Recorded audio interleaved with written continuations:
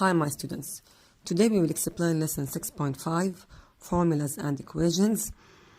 I told you before that this lesson does not belong to the syllabus of the checkpoint, but because the checkpoint tests are cancelled, and I told you that after the checkpoint tests we will explain it, so we will explain it now because it's included in our final exam. So we will start explaining lesson 6.5, page 195, but I will not start from valency. I will start from balancing equations, then go to valency because it's easier for you. According to our previous homework, which is related to 6.2, we will solve it in the next videos, inshallah. So today we will start lesson 6.5. and we will delay the solving the homework to give more chance for more students to solve them or to solve the questions in the checkpoint booklet. So let us start with part 1, balancing the chemical equations. Okay. Examples: balance the following equations. The first example, Na plus Cl2 NaCl. Okay. The first steps, and pay attention, these steps are not mentioned in your book. Your book just explaining it within 2 or 3 lines and then write the final answer. So pay attention that the thing that I want to explain it now, it's not found in your book. So you must understand it from this video. The first step, count the number of the atoms that are found in each compound or in each element. For example, here, Na, the number of the atoms, 1. How can I know? If I don't write, or if there is no any number beside the name of the element, this means that it's 1. Cl2, the number of the elements or the number of the atoms that are found in this molecule are 2. So write 2. I prefer using pencil so that you can erase and write other numbers if you do any mistake. Here Na 1 and Cl1, count the number of the atoms in each formula, in each compound or molecule or single element. The next step, compare between the number of the atoms before and after doing the reaction. I mean, compare between the number of the atoms in the reactants and the number of the atoms that are found in the product. For example, here we have Na and Na as a reactant, as a part of the product. How many atoms do we have here? Here we have 1 and here we have 1. So it's balanced. Because it is balanced, so the number of the atoms before and after doing the reactions are the same. So just put a simple tick here, a tiny tick, just to remind yourself that Na is balanced. Now go to Cl. Cl2 here in the reactants.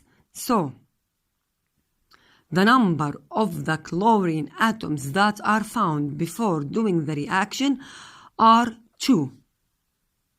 The number of the chlorine atoms that are given out after doing the reaction is 1. Here we have 2 and here we have 1. I have to balance them. Balancing equations means use just one mathematical relationship, which is multiplication. Not allowed to use division, subtraction, or even addition. So The only thing that is allowed for you is to multiply. Then, not allowed to multiply any of these atoms using a fraction. For example, I cannot multiply this by half. Okay, so the only solution to make them balanced is to multiply this chlorine atom by 2. But also not allowed to multiply the chlorine atom alone. Why? Because the chlorine atom here is a part of a full compound called sodium chloride. So if I want to multiply chlorine, I have to multiply also sodium. Why? Because they are one piece. So treat this compound, which is NaCl, as a one piece. Not allowed to multiply Cl alone, not allowed to multiply Na alone. If I want to multiply one of the atoms, automatically the other atom will be multiplied within the same number. So here again, this is 1 and this is 1. We put here tick. And I said that I have to multiply it with 2 so that the number of the chlorine atoms after multiplication will be 2 times 1. Remember, the only mathematical relationship or mathematical operation that is allowed for you is multiplication. So 2 times 1 is 2. And here I have also 2 atoms of chlorine. So after multiplication, the number of the chlorine atoms, here 2 and here 2.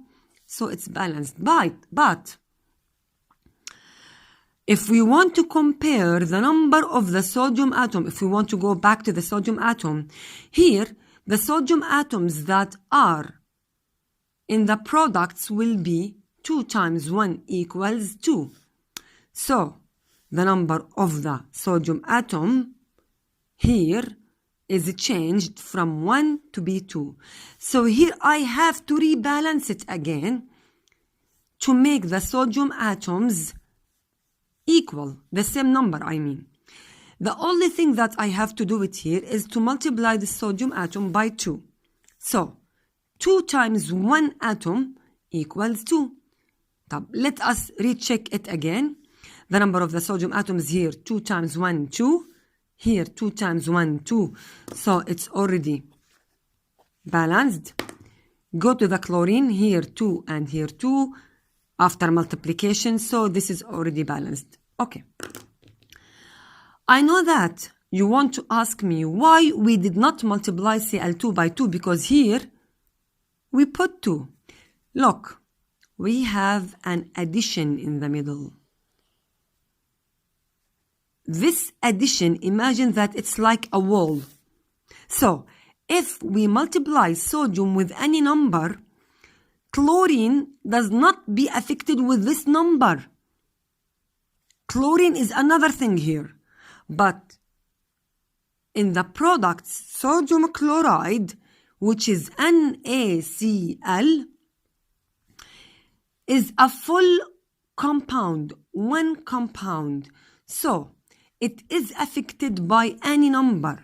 So if I multiply chlorine with any number, sodium will be affected, and the opposite.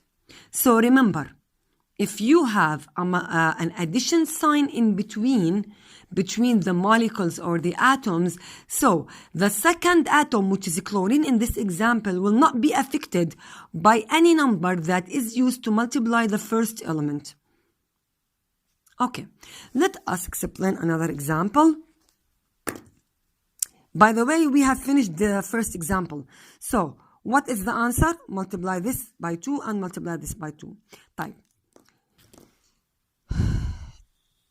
Are these numbers important?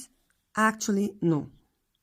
Later on, after solving many examples, you can solve or balance the equation orally without writing these numbers. But because this is the first time in your life that you want to balance equations, so I prefer to use pencil to erase your mistakes and to write these numbers so that it's easier for you